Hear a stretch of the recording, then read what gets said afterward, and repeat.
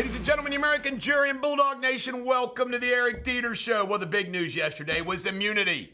The Supreme Court granted immunity to President Trump or any president in the future when it relates to executive action. Doesn't relate to personal stuff. A president can't go commit a murder. He can't go shoot his neighbor. But if it involves executive action, which basically means everything they've charged Trump with relates to this. I did a Facebook Live about this. The funniest thing is I called yesterday, and guess what? They've already acted, is they claimed in the New York conviction prosecution that this was election-related. This was not personal related. Well, guess what? He was already president of the United States. So it was part of executive action. They've moved to dismiss it. AOC says this is an outrageous thing, and she's going to file articles of impeachment against the Supreme Court justices. It's unbelievable. Nader says Mercham's the last hope to stop Trump. He'll try, believe me. 25th Amendment. How come it's not being invoked and talked about when it relates to Joe Biden? I call him now Shuffling Joe. Shuffling Joe Biden. They shuffled him out there. Blue Cross Blue Shield got hit with a $700,000 jury verdict for somebody that they forced to get a COVID shot. Joe Biden, you cannot make it up. His staff is now claiming for about 6 months he's cognitive decline. They've also said after 4 o'clock he ain't worth a damn. Well, guess what? You got to be the president of the United States 24/7, 365.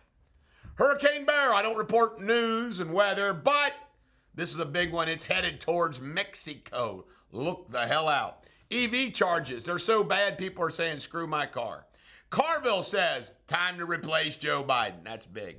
Trump Tower is going to be in Saudi Arabia. They're going to send a Trump Tower to Saudi Arabia. Build one.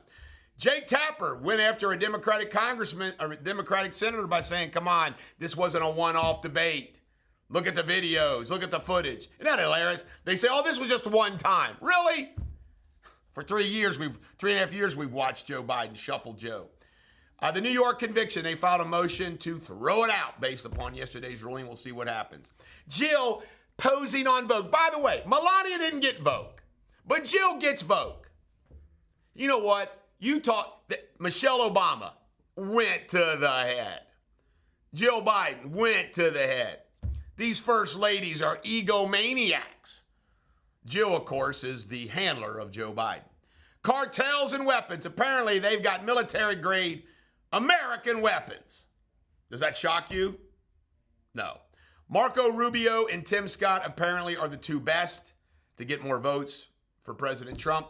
I've been saying that from the beginning, Latino, black. However, I don't think that they trust them to be the next president of the United States. They're not mega enough. That's where J.D. Vance comes in, because they're going to be picking the next president. All right, those who don't vote or didn't vote in 2016, 2020, 2022, guess who? They like Trump. Hopefully they'll go vote. 75% says, 75% in this country says Joe Biden's got cognitive decline, too bad to be president. How do you win on that? Whitmer says Michigan is lost. They cannot win Michigan.